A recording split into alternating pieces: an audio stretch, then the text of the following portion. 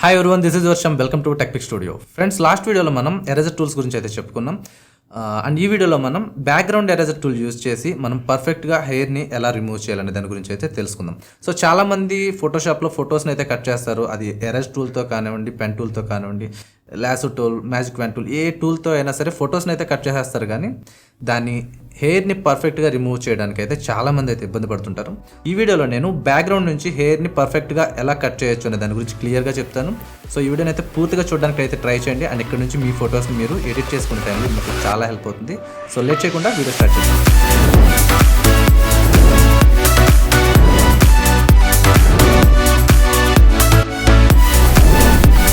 పర్ఫెక్ట్గా హెయిర్ని కట్ చేయడం కోసం నేను కొన్ని శాంపుల్ ఇమేజ్ అయితే తీసుకున్నాను. మనం ఫస్ట్ అయితే బ్యాక్గ్రౌండ్ రిమూవ్ చేద్దాం. సో బ్యాక్గ్రౌండ్ రిమూవ్ చేయడానికి మనకి చాలా ఆప్షన్స్ అయితే ఉన్నాయి. ఒకసారి నేను వాటి గురించి మీకు ఈజీగా అయితే చెప్తాను. ఇక్కడ టూల్స్లో చూసుకుంటే మనకి మ్యాజిక్ వ్యాన్ టూల్ అని ఒక టూల్ అయితే ఉంది.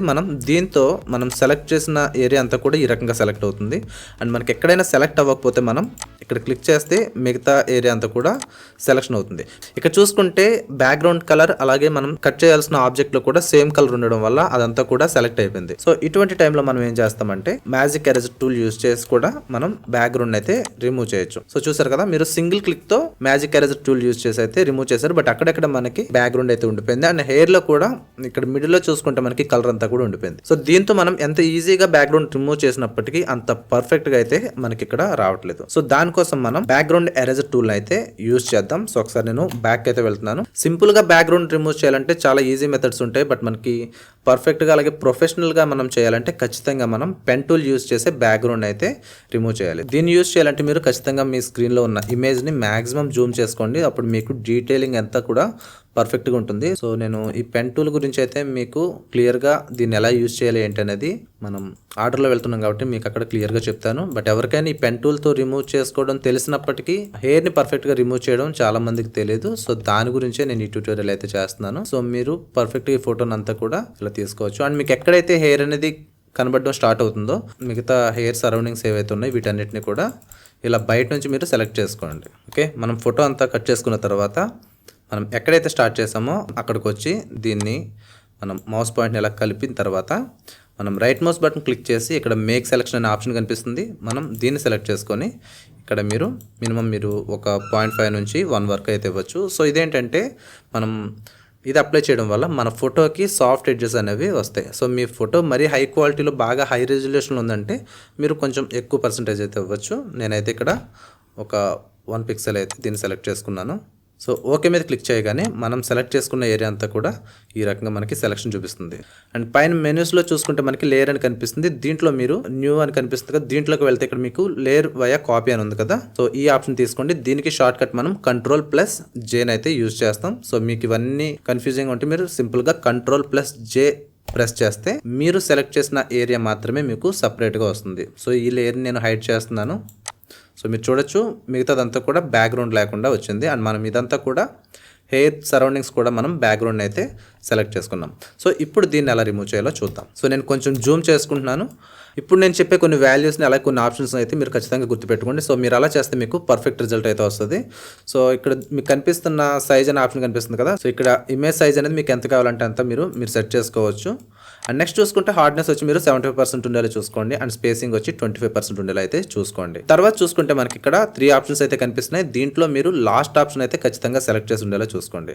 సో ఇది ఎందుకంటే మనం ఇక్కడ చూస్తున్న ఈ కలర్స్ మనకి ఫోర్గ్రౌండ్ బ్యాక్గ్రౌండ్ అనేది కరెక్ట్గా అది సెలెక్ట్ చేసుకుంటుంది మనకి ఈ థర్డ్ ఆప్షన్ తీసుకున్నప్పుడే. అండ్ నెక్స్ట్ లిమిట్స్లో చూసుకుంటే మనకి కంటిన్యూయస్ అండ్ ఫైండ్ ఎడ్జెస్ అని ఉంది. సో దీంట్లో మనం ఫస్ట్ ఆప్షన్ అయితే సెలెక్ట్ చేసుకోవాలి. అండ్ ఇక్కడ టాలరెన్స్ కూడా బ్యాక్గ్రౌండ్ బట్టి అలాగే సబ్జెక్ట్ యొక్క డ్రెస్ కలర్ అలాగే హెయిర్ కలర్ని బట్టి డిపెండ్ అయి ఉంటుంది.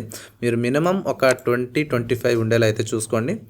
మీకు ఇంకా పర్ఫెక్ట్గా రావాలంటే మీరు ఈ టాలరెన్స్ని అయితే పెంచుకోవచ్చు. బట్ పెంచుకున్నప్పుడు ఏమవుతుందంటే మన సబ్జెక్ట్లోంచి కూడా హెయిర్ కలర్ కానీ లేదంటే స్కిన్ టోన్ కానీ ఇవన్నీ కూడా మనకి రిమూవ్ అయిపోయే ఛాన్స్ అయితే ఉంటాయి.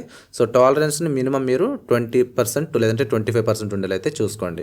అండ్ ఇక్కడ లాస్ట్ ఆప్షన్ చూసుకుంటే మనకి ఇక్కడ ప్రొటెక్ట్ ఫోర్గ్రౌండ్ కలర్ అని ఉంది కదా. సో దీన్ని కూడా మీరు టిక్ పెట్టుకుని అయితే ఉండాలి. ఈ సెట్టింగ్స్ అండ్ ఈ వాల్యూస్ మీరు గుర్తుపెట్టుకుంటే ఇప్పుడు మనం హెయిర్ని పర్ఫెక్ట్గా ఎలా కట్ చేయాలనేది చూద్దాం.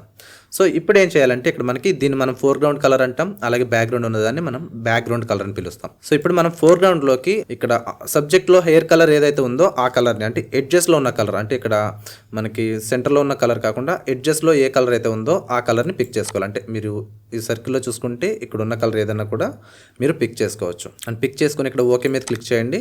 అండ్ తర్వాత మనకి బ్యాక్గ్రౌండ్ కలర్ ఉంది కదా, సో దీంట్లోకి వచ్చి మనం ఇక్కడ బ్యాక్గ్రౌండ్ కలర్ ఉంది కదా, అంటే హెయిర్ కాకుండా దాని బ్యాక్ సైడ్ ఉన్న కలర్ మనం దాన్ని పిక్ చేసుకోవాలి. సో ఇవి రెండు పిక్ చేసుకున్న తర్వాత మనకి ఎట్టి పరిస్థితుల్లో ఇక్కడ బ్యాక్గ్రౌండ్లో వేరే లేయర్ ఏది కూడా మనకి కనిపించకూడదు, అంటే ఉన్న లేయర్స్ అన్నీ కూడా మనం హైడ్ చేసుకోవాలి. సో ఇప్పుడు మీరు ఇక్కడ నుంచి ఎరేజ్ అయితే చేసుకోవచ్చు. సో ఒకసారి చూడండి.